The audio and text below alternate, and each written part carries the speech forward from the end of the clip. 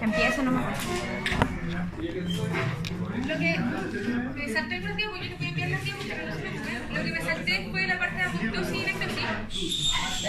Que eso ustedes ya lo han visto. Lo único que quiero decirles es que tengan claro que el paradigma de necrosis-apoptosis ya no es tan rígido como lo pintan, ¿ok? Se ha demostrado que la necrosis también es un tipo de muerte celular regulada, también tiene regulación. ¿Ya? No es una muerte celular tan aleatoria que sucedió y empezó y... no, hay marcadores de necrosis. ¿Ya? Y de hecho ahora hay al menos 13 tipos de muerte celular regulada. ¿Ya? Ya no es solo necrosis y apoptosis, ya no existe solo esa dualidad. Hay bueno, en realidad con respecto a distintos tipos celulares, la forma en la que cesan su funcionamiento, se ha demostrado que hay patrones moleculares que guían esa respuesta, ¿ok? Y son múltiples, ¿ya? Pero, o sea, yo solo quiero que se aprendan, o si algún día les preguntan la prueba, necrosis y apoptosis, pero quiero que tengan claro que existen más formas de muerte celular, ¿ok? Ya. Entonces, hablamos de las adaptaciones a nivel celular, pero ¿qué pasa con nosotros? ¿Qué pasa con el organismo? ¿Ok? Porque hablamos a nivel celular microscópico. Entonces, hace muchos años atrás, Hans Selye, que es un endocrinólogo muy famoso, él desarrolló esta teoría o no teoría, sino que hizo este análisis de sus pacientes.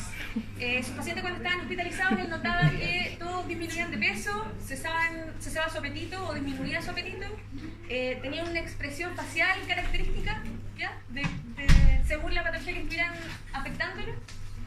Y se dio cuenta que además, porque él trabajaba en el laboratorio, se dio cuenta que sus ratas, cuando las sacaban del criadero y las llevaban a las jaulas para poder trabajar y estaban ahí mucho tiempo haciendo el análisis, sus ratas desarrollaban atrofia de tipo, úlceras gástricas y disminución de peso. Cesaba también su alimentación, o dejaban de tener ese estímulo por el alimento.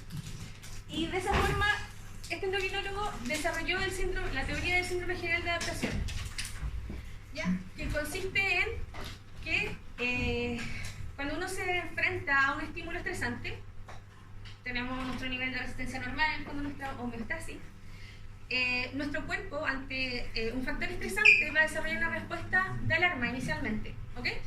Y eso va a desencadenar una respuesta activadora del sistema nervioso simpático, con énfasis en el eje hipotálamo, hipófisis y suprarrenal, generando una liberación de catecolaminas y de cortisol para responder a este estímulo estresante, a este factor estresante. ¿Ya?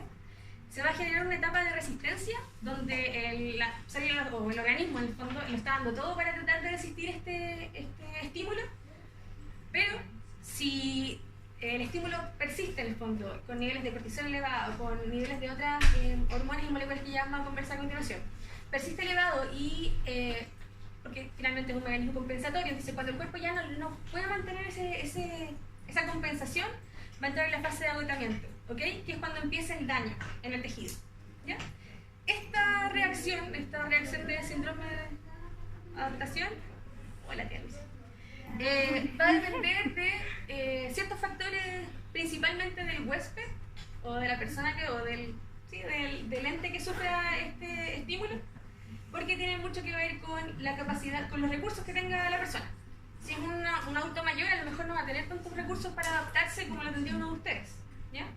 Así como tampoco tiene los recursos un recién nacido, ¿ya? Tampoco es lo mismo, y no tiene que ver con un tema de discriminación, pero tampoco tiene los mismos recursos, porque también influyen recursos socioeconómicos o socioculturales en la respuesta que uno tiene ante determinados estímulos. Las experiencias de vida también van a ser un factor pivotal, ¿ya? En la respuesta al estrés.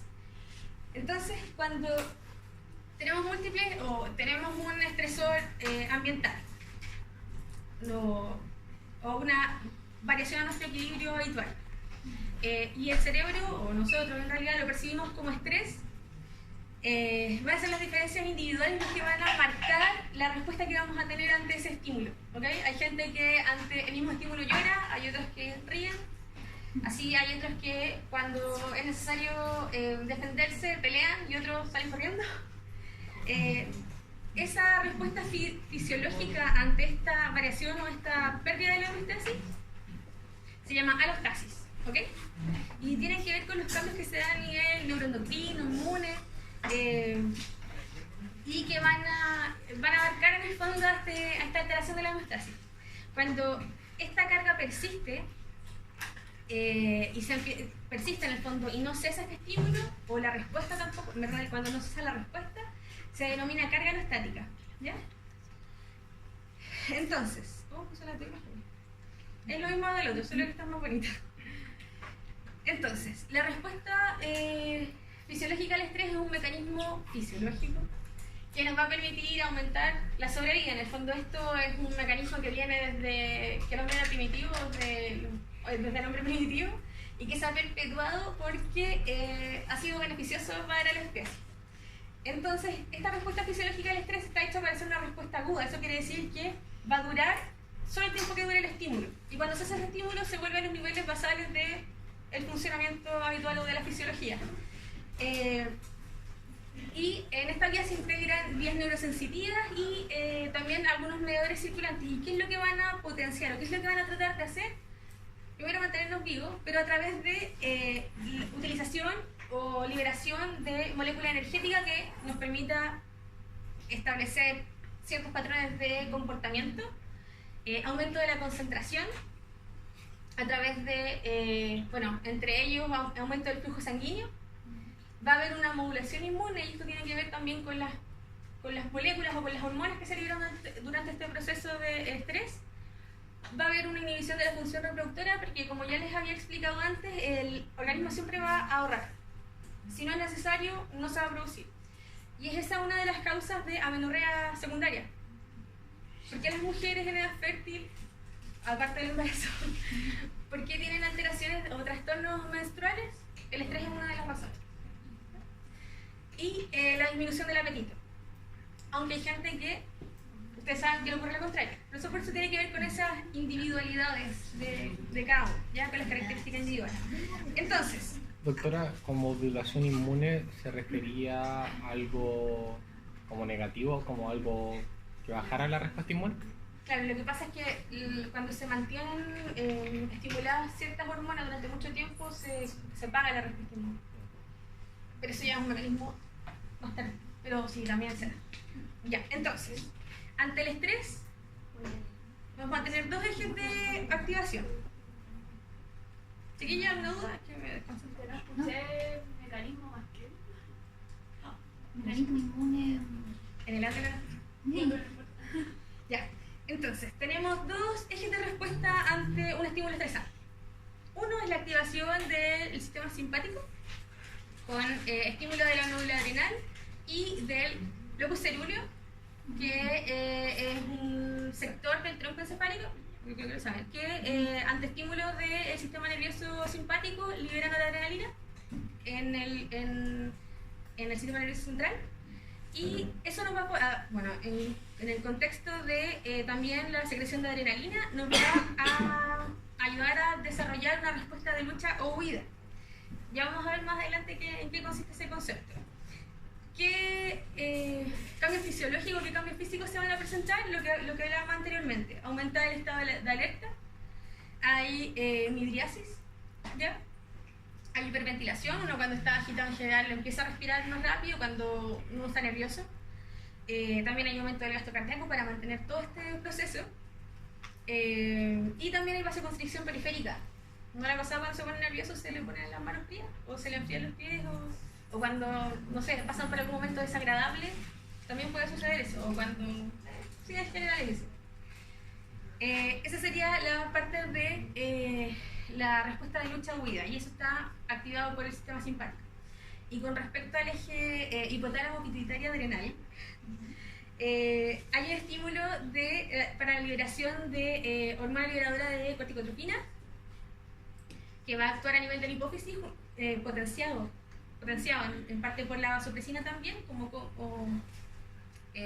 sinérgico, un estímulo sinérgico, lo que va a generar liberación de adenocorticotropina, para estimular a la corteza adrenal en la liberación de cortisol, que en general se va a enfocar en la mantención del metabolismo. En el fondo va a disponer de mayor glucosa para que, si es necesario que salgamos corriendo, nuestro músculo tenga que hacer mano. También a la degradación de ciertos ácidos grasos, ¿ya? Y va a inhibir la liberación de insulina, puntualmente. Entonces se van a mantener niveles de glucosa más o menos estables en la sangre, cosa que, si es necesario, nuestro músculo tenga que hacer mano o nuestro cerebro tenga que hacer mano. ¿Ok? Ya. Eso con respecto a los cambios físicos que se producen en el estrés. ¿Ya? Entonces, ¿se alcanza? Sí, se alcanza a ver, ¿cierto? Sí. Y esto es un esquema con la integración en general de los sectores del sistema nervioso central que dan respuesta de alguna forma al estrés. No se los voy a leer porque lo pueden ver ustedes, ¿ok? Para que aprovechemos el tiempo. ¿Ya? Entonces, la respuesta de lucha o de huida o fight or flight, eso es el nombre científico en inglés, tiene que ver con la respuesta que vamos a tener ante un estímulo nervioso. Hay gente que, estímulo estresante, ¿verdad? Ante un estímulo estresante es capaz de mantener su pensamiento claro, de tomar decisiones atingentes, o en el caso que sea necesario, si es necesario defenderse con golpes, como el fight, también lo va a hacer. Y otros que preferimos salir corriendo. Y eso, además de depender de, porque si ustedes, como vieron anteriormente, la secreción de ciertas hormonas suele ser similar en todos nosotros. La reacción al estrés en general va a ser similar en todos nosotros. Pero ahí es donde entran los mecanismos individuales, en el fondo, las características de cada uno. ¿Ya? Y tiene que ver también con la memoria, tiene que ver, involucra también actividad de la amígdala, en el fondo, y de la corteza también, y tiene que ver con la toma de decisiones que uno toma en base a experiencias pasadas. Tampoco no vamos a tener mucho en esto porque vamos a aprovechar nuestro tiempo, ¿ya? Pero quiero que tengan claro que este diagrama lo puse para que entiendan cuáles son los mecanismos que se producen, o sea, qué es lo que se produce y cómo lo vemos nosotros en el examen físico, ¿ok? Esto les tiene que quedar muy claro, ¿ya? Eso también es un recordatorio, no se preocupen. Ya. Entonces, la adaptación al estrés, voy a decir, la adaptación al estrés tiene que ver con numerosos integrantes de esta respuesta. Tiene que ver con la genética que tenga cada uno, finalmente, hablando ya a niveles generales. Si sufrimos, por ejemplo, ya este es un ejemplo más raro, pero ante la radiación ultravioleta, que todos sabemos que tiene este potencial mutagénico, que tiene la capacidad de alterar el fondo del ADN, a lo mejor hay gente que va a poder responder, porque genéticamente tiene una maquinaria genética más atenta o más activa y va a lograr desechar esa célula rápidamente, sino que otra gente puede no tener el mecanismo como molecular para defenderse. ¿Ya? La actitud y la percepción también depende de la respuesta que uno tenga ante estímulos estresantes. Eso tiene que ver con lo que conversábamos, con lo que les comentaba anteriormente, con las vías de integración de la respuesta al estrés, ¿ya? Que tienen que ver más con medidas conductuales. Este legado epigenético se refiere a cuando el ADN de cada uno de nosotros, es cierto que traemos un molde de ADN todos nosotros y que lo vamos a mantener y lo vamos a transmitir a nuestra generación, pero no sé si saben qué es un cambio, una modificación epigenética, ¿no? ¿Sí? ¿Sí? ¿Saben? Es un cambio post-transcripcional, es cierto. Entonces, eso también se puede dar durante nuestra vida. Y eso también puede afectar la respuesta al estrés. ¿Okay? Por mucho que tengamos una herencia genética, las modificaciones epigenéticas también pueden alterar esa respuesta. ¿Okay? El ambiente, ya lo saben. El entrenamiento, ya lo conversamos. Y el estado biológico en el que se encuentre la persona que se está enfrentando a este estímulo estresante. Si una persona enferma no va a responder de la misma forma que una persona sana ante, por ejemplo, un asalto. Me va a asaltar, probablemente yo enfermo voy a tener que de verdad no me da un fuerza para salir corriendo ni nada. Y a lo mejor uno que está sano está bien. O sea, está bien. Pero a lo mejor lo piensa un poco más, no sé. Pero en el caso de un anciano, de un anciano que desarrolla, no sé, una cardiopatía coronaria y ya ha tenido muchos infartos y tiene infartos más. Una persona de 70 años que ya trae un background de lesión de tejido y que a lo mejor su capacidad ya de recuperarse no va a ser tanta como la de un paciente a lo mejor de 40 años que fue sano toda su vida pero que igual tuvo un infarto. Eso también afecta en la capacidad de respuesta que uno vaya a tener ante el estrés. ¿Ya? Ya, chiquillos. Eso con respecto a la depresión y estrés. Y ahora viene la clase de dolor. Ya, pero la vamos a hacer dinámica.